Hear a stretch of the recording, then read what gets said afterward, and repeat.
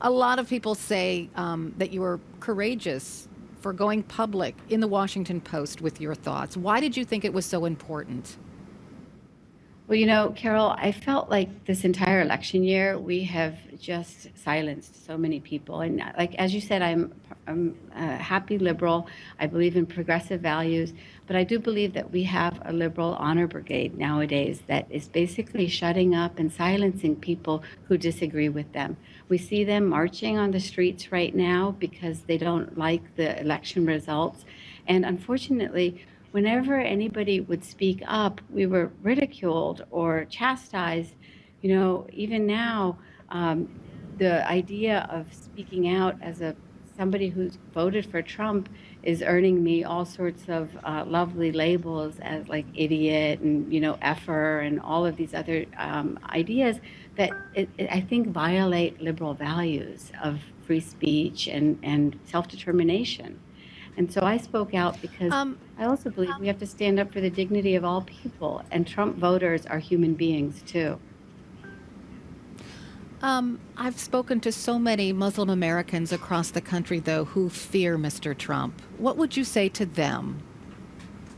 Well, I don't fear Donald Trump, and I don't fear the policies that he's talking about. What I fear is the extremist interpretation of Islam that is spilling blood on the streets of our world, from Orlando to Dhaka to Brussels. And what I appreciate about his policies is that he is confronting the issue of ideology. He is not choosing a path that we've had for the last 8 years of political correctness that won't talk about the Islam and Islamic State. And to me, that's the crisis of our generation right now, and we have to confront it with honesty and truth telling. The solutions are not easy; they're not comfortable, but they're ones that we have to confront. And unfortunately, I believe that the liberals and the left have really betrayed America on that front for the sake of, these ideas of pluralism and Islamophobia that are not really on the table. What really is on the table is the issue of just Well, confronting an let me ideology. let me ask you this, because I want to get to right down to the nitty gritty, because a lot of Muslim Americans are afraid when Mr. Trump talks about a Muslim ban. You know, he took it off his website for a time, but now it's back on. So they say that is extreme. That's singling a group of people out because of their religion and not allowing them in the United States because of that, and that's quintessentially un-American. What do you think about that?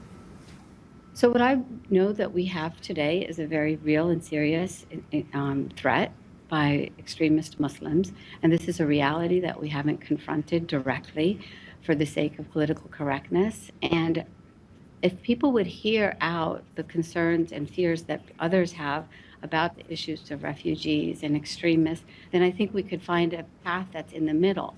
But unfortunately, what happens is that this liberal honor brigade shuts down all conversation, calls you bigot or racist or Islamophobe if you dare to speak your own concerns. And I know that the solution for our world is in our country is in the middle path.